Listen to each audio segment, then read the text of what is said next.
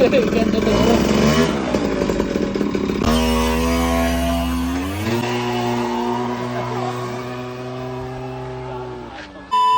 Ngayong araw guys, magkakabit tayo ng pyesa ng Dio. Ito nga pala yung una natin ikakabit to, yung shock na in-order natin sa Shopee. Dito na nga pala itatak niyan guys. Kaya kasi tayo bumili ng shock kasi sumasayad yung shock natin. Ayun no, gasgas na yung gulong. Pang shock kasi ng Mio yung nakakabit eh. Tapos dito binaklas na namin ni Kuya Christian no. Tapos para maikabit na yung shock na yon. Tapos dito tamang baklas lang kami. Mahirap pala to baklasin. Inabot na kami ng gabi. Pero natanggal naman namin. Ayan guys yung gasgas na tumatama sa gulong. Tapos dito kinabit na namin ni Kuya Christian yung bago. Dito mapapansin nyo, hindi na siya sumasayad kasi nakataas na siya eh. Ayun, kahit sumakay ka pa kasi di naman naglalaro yung nasa baba eh. Tapos dito kinabukasan bumiyahin na kami papuntang Gapan para pick upin namin yung pipe. Tapos dito na pick up na namin na pick up nga pala namin dito sa JRS. Tapos pagdating sa bahay, inopen na namin. Unboxing ba? Salamat nga pala sa MB Racing Team sa gumawa ng pipe na to. Ayun napakaganda talaga guys. Bagya pa lang yung nakikita ko, kinikilig na ako. Tapos dito, ayun tamang tanggal lang si Kuya Christian. Baka MB Racing Team yan. Ayun may white lining pa. Talaga naman. Tapos nakahiwalay nga pala yung pandulo. Kaya kailangan pa namin ikabit. Tapos dito, ayun kinabit na agad ni Kuya Christian kasi excited kami dalawa eh. Kami lang dalawa kasi gagawa niyan eh. Tapos dito, ayun, tamang kabit na kami ni Kuya Christian. Straight pipe nga pala tong in-order ko para maganda. Straight na straight. Ayun eh. Gandang dahilan. Tapos dito din nalawa na sa likod. Testing na namin ni Kuya Christian kung maikakabit namin dalawa. Para di na rin kami bumayad pag ipapakabit namin sa iba. Ayun sinukat na namin dyan. Tapos ito nga pala yung tunog ng stock niya. Ayun yung Gosh pipe. Maganda rin naman tumunog. Kaso iba'y dating kapag naka-tune pipe.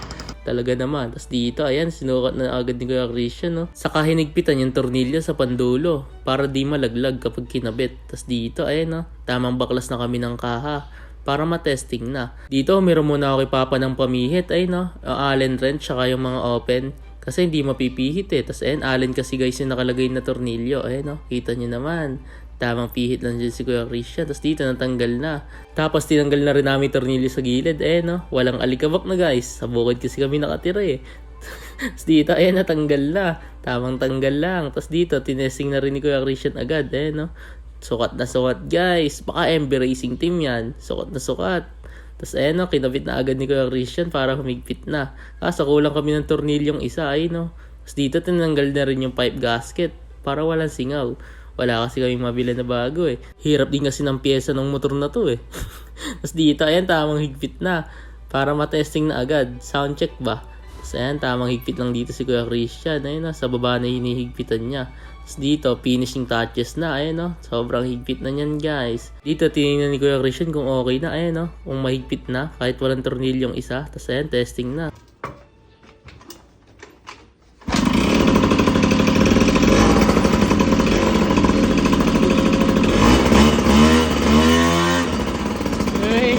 Napakaangas ng tunog.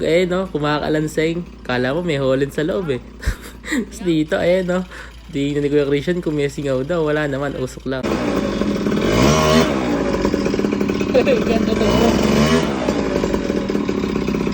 Dito, kinabit na namin upuan para matesting na.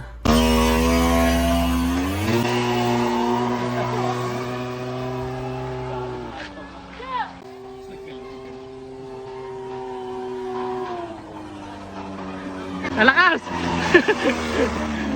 Malakas rin! Kaso after nun, may masama akong balita guys. Sumabog nga yung motor natin. Kaya pala may kalansing kanina. Ito na pala yung mangyayari para sa kanya. Lusot yung block guys. Yun lang. Bawi na lang sa susunod.